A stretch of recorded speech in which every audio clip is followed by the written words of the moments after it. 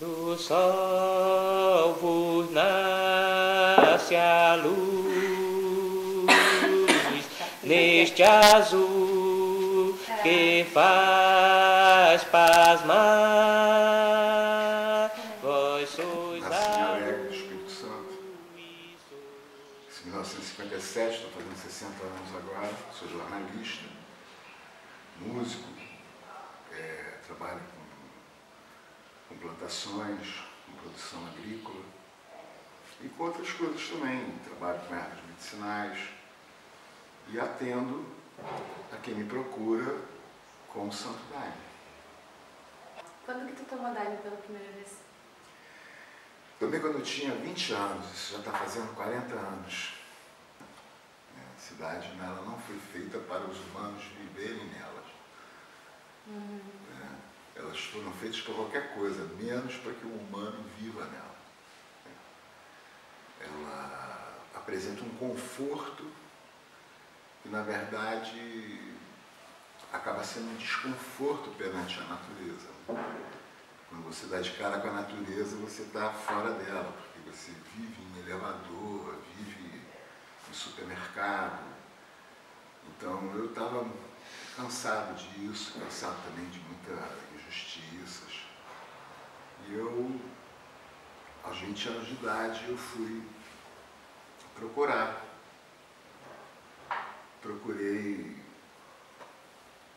Comecei procurando nos livros, depois procurei nas estrelas, comecei a estudar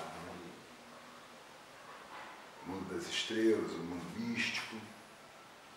E eu sou neto de Carlos Gracie, que foi o cara que divulgou o jiu-jitsu para o Brasil.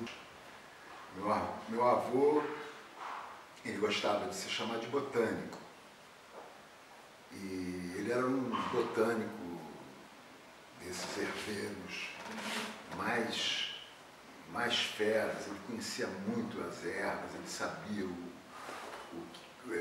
você conversava com ele já sabia qual era a erva que você estava precisando. Se você segurasse na mão dele, ele já sabia tudo que você tinha. Então, o meu avô, com essa história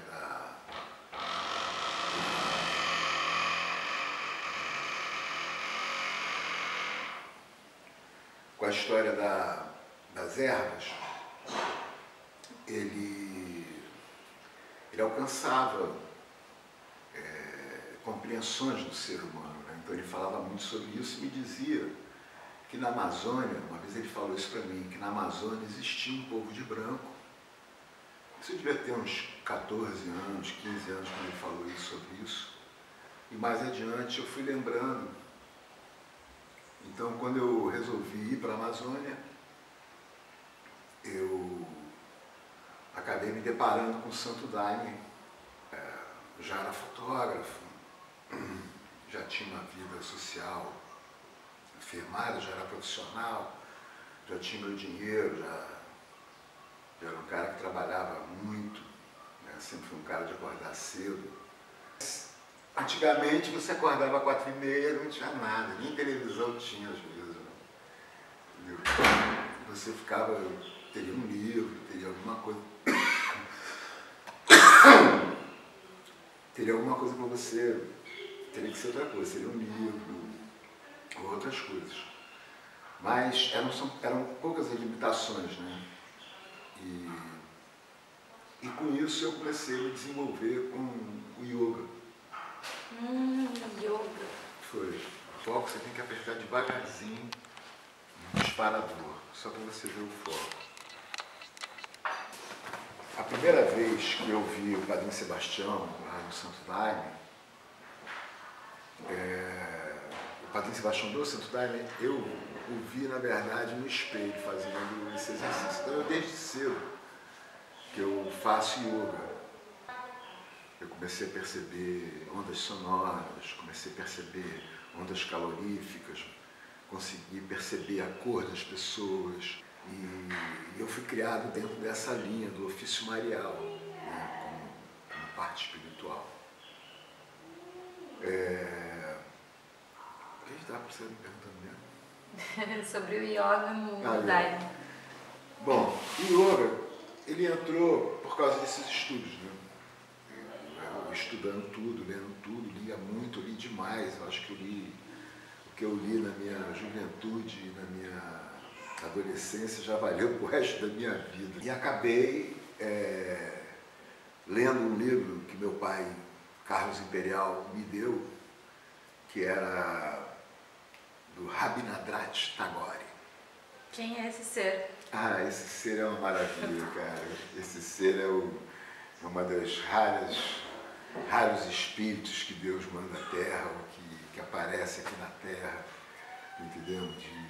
Entendi. Cheio de filosofia, cheio de história, cheio de teatro, cheio de arte. Tagore tem contos maravilhosos, cara, tá aquele lado ali, do Oriente. E aí acabei chegando no yoga. E trabalhei muito com yoga, fui estudar com o professor Hermógenes. Comecei isso bem novinho ainda. Tá, mas vou te fazer uma pergunta. Qual é a relação, ou quais são os benefícios assim que a respiração que o yoga ensina traz, assim, tanto para a pessoa, mas principalmente no próprio trabalho do Daime?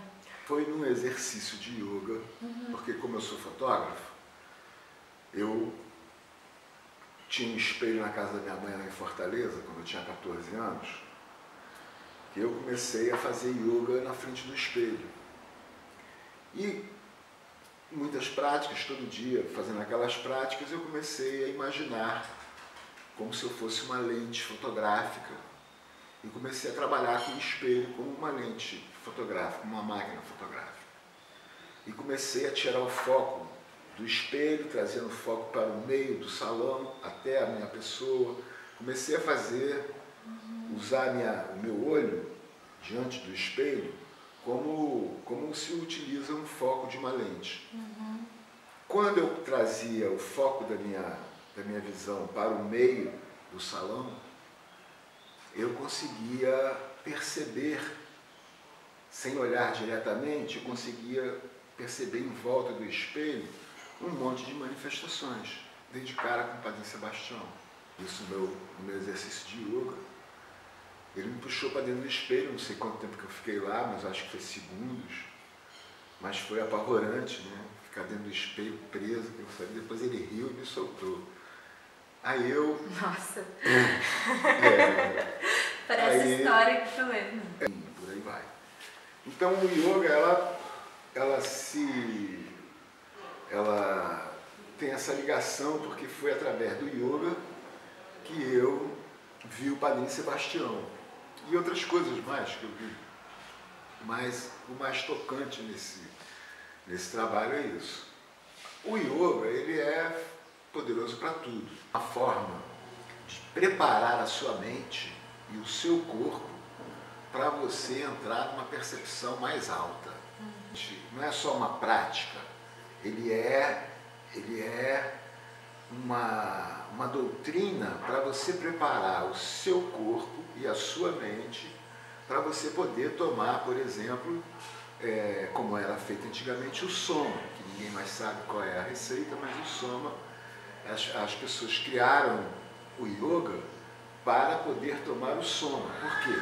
Quando você tomava o soma, se você tivesse algum vento parado, o vento parado ele é o trabalho do yoga.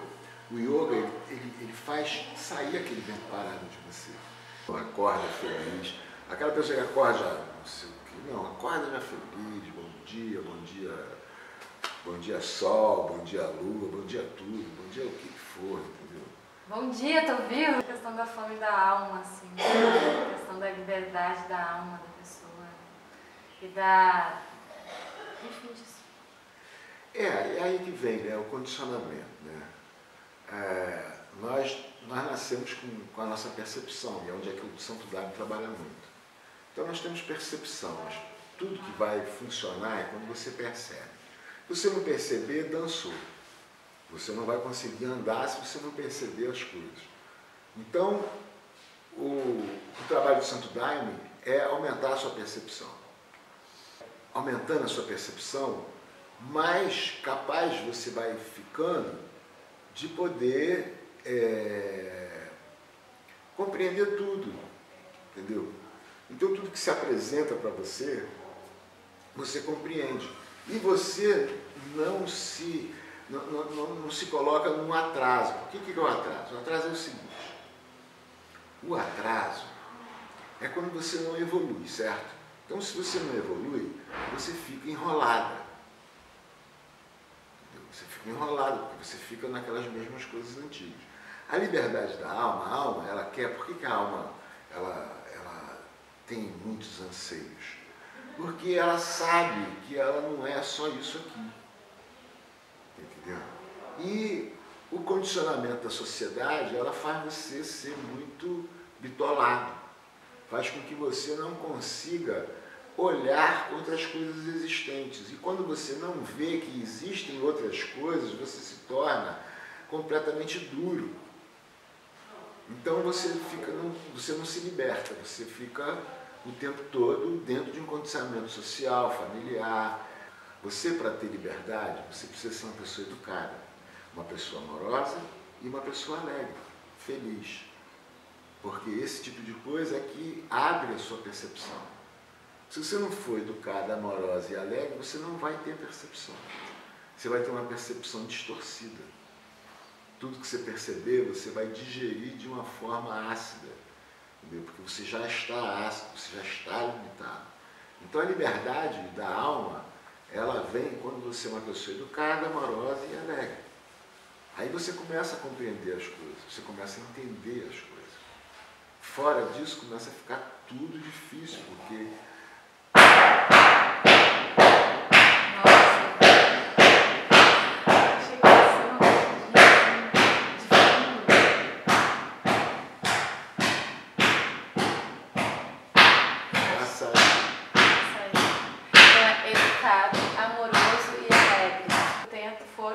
ser quem tu é, mas também transformar quem tu é, cada vez mais quem tu é, né? Tipo, porque a gente tem que deixar as casas, aceitar o novo, assim, e superar as dificuldades. Que o segredo todo do ser divino, do mundo divino, do mundo espiritual, é você ter possibilidade de você atender. Se não for educado, amoroso e alegre, não sai desse patamar aqui dessa terra aqui, fica o tempo todo agarrado e não consegue olhar para cima, não olhar as estrelas e seguir nos caminhos condutores de luz, né? Fora isso, é isso que eu tenho para te dizer. Você, para conseguir mexer com esse crescimento de alma, você tem que ser educada, amorosa e alegre, sem os quais nenhuma alma alcançará a liberdade. Porque o senhor ficou, eu marquei 30 minutos. Aí ele olhou para mim, o padrinho disse assim: meu filho, eu escuto o que ele tem para dizer.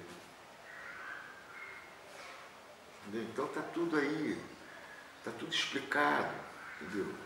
Em vez de a gente querer falar alguma coisa para o maluco, a gente tem que escutar o maluco, para o maluco ficar pelo menos perto, se você quer tratar o maluco. O cara está ali louco, enlouquecido, maluco e não sei mais o que, mas você vai, ouve o homem consegue ficar um tempão com você, falando, e acaba se sentindo mais perto de você. Quando ele te vê novamente, ele vai ficar 1 hora, 2 horas falando com você, até que você tem uma oportunidade de chegar na pessoa. Tem pessoas que você vai falar com elas, você não consegue falar com elas, porque elas estão num processo que nada ajuda. E o Daime é isso, o Daime é atender. A pessoa consegue tratar das pessoas? Consegue. Então o Padre Sebastião era isso. Era um homem poderoso no que se diz respeito ao ser humano, ao próximo, né?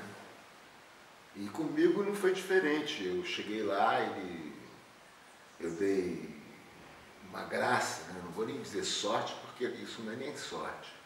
Eu, quando cheguei na 5.000, eu cheguei num dia no outro dia, eu já estava sabendo que eu ia, no terceiro dia, que eu ia botar água na casa do Padrinho Sebastião, todo dia de madrugada, porque eu era quem acordava cedo, eu era a pessoa que acordava mais cedo na 5.000. Esse dia que ele me viu, quando ele abriu a janela, ele já me viu lá do outro lado. Aí ele escovou o dente, foi lá sentar perto de mim. E aí, rapaz, ocorreu que todo dia eu fazia isso e todo dia eu conversava com ele, entendeu? Ele ia sentar comigo, aí ficava eu com o Padrinho Sebastião nas madrugadas das 5.000, né? Chegando o dia, eu raiei vários dias com o Padrinho Sebastião, praticamente 9 meses ininterruptos de conversa com o Padrinho. E graças a Deus ele foi me preparando com um monte de coisas. Foi me preparando referente à alimentação. Né? Ele falava, quando você for tomar Daime, você lembra que se você tiver fome, você lembra que o Daime te alimenta. Na hora que você estiver tomando o Daime lá, se você tiver sono, você lembra que o Daime te acorda. Se você tiver sede, você lembra que o Daime é feito com água. Fantástico. Então, o Padrinho Sebastião era um homem, por exemplo, para mim, ele sempre foi meu advogado, né? Porque eu sempre fui muito caluniado, né? Não sei se o gosto que o Padrinho tinha por mim, né? Até coisa errada que eu fazia, o Padrinho me defendia. Quer dizer, coisa errada em termos, né? Eu me lembro que uma vez, nós éramos tudo garoto, né? De 20 anos, e nós fomos para trabalhar em Jarbas, para fazer um roçado em Jarbas. Eu fui para fazer a horta da rapaziada que estava trabalhando, que eram umas 20, uns 15 rapazes de 20 anos, 22, 23, entendeu? Tudo, um de São Paulo, outro de Belo Horizonte, outro do Rio Grande do Sul, outro de Florianópolis, e aquela rapaziada toda trabalhando ali, pessoas criadas na cidade, né? Mas estavam lá, né? Trabalhando com o velho Sebastião, e eu fui com essa intenção de fazer a horta funcionar lá. O pessoal queria comer a horta, porque a gente conseguiu fazer a primeira horta das 5.000 mesmo, do grupo, né? Porque já tinham feito uma horta, que o Manato, que é um grande plantador lá das 5.000, ele já tinha conseguido fazer com um estilo comercial, mas aí não foi muito para frente na época, não sei muito bem porquê, mas logo depois a gente entrou com a horta comunitária, que é a horta que era feita por mim, por seu Manuel Corrente, bem arcaica mesmo. Até que depois o Alfredo tomou conta, já veio com as tecnologias, que ele tinha feito uns cursos, se não me engano, e aí a horta ficou melhor ainda. Mas o Padrinho Sebastião, ele era um cara voltado para esse atendimento, entendeu? Ele dizia assim, eu não tenho vergonha de nada. Nada na minha vida me envergonha. Mas eu ia morrer de vergonha se alguém chegasse aqui, nas 5.000, na minha casa, e eu não tivesse um teto para dar, para ele se abrigar, que eu não tivesse um prato de comida para alimentá-lo, e se eu não tivesse um Daime para ajudá-lo a se beneficiar na sua vida. Aí eu ia morrer de vergonha. Então o Padrinho Sebastião, ele dizia assim, vamos trabalhar para ter comida para os que vão chegar. Ele quebrou dogmas e quebrou, não dogmas, vamos falar que quebrou dogmas. Ele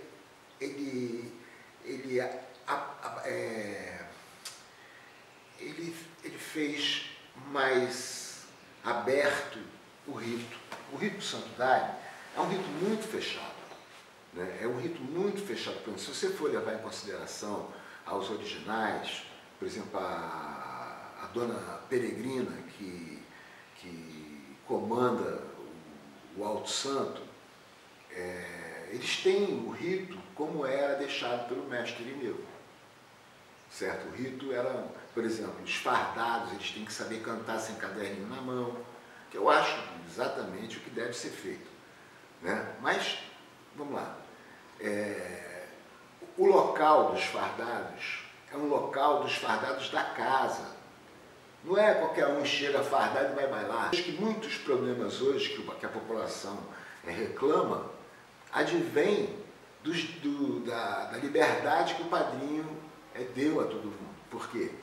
Como você tinha um coreto, vamos chamar de coreto, você tem os fardados da casa bailando ali, cantando ali, fazendo aquele rito deles. Né? O Alto Santo tem aquele rito deles. Se você chegar, você vai bailar por fora. Se você quiser bailar, se você quiser, você tem o terreiro para você ficar. Quem é de fora vai ficar naquele terreiro ali. Ou vai ficar em algum local destinado às pessoas de fora. Né? Elas não vão adentrar. Já o padrinho, ele quebrou esse coreto. É longe de mim que alguém ache que eu estou dizendo que é certo ou que é errado. Estou dizendo qual é a história. Esse grupo, né, essa divisão, o padrinho quebrou essa divisão e fez o seguinte: fardados na frente, não fardados, visitantes, não sei mais quem, atrás. Você está entendendo? Então ele abriu a igreja para todo mundo participar daquele rito, que é a história que eu entendo. Você está entendendo? Eu vejo coisas maravilhosas na forma do Alto Santo. Eu vejo, inclusive, uma maneira de proteger a própria casa e o próprio trabalho do santuário.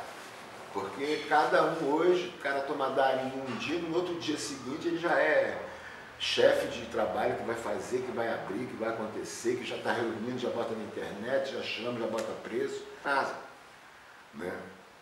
Os trabalhos do Santo Daime, eles estão protegidos por atenção a essas. Você atender quem lhe procura. Tá entendendo? Você diz, vai ser bom para você tomar Daime. Isso é papo furado. Não acredito em ninguém que vai dizer para você que vai ser bom. É um trabalho muito íntimo, né? E o padrinho Sebastião, ele deu abertura para todo mundo participar. Né? Então, o padrinho Sebastião, ele tem essa...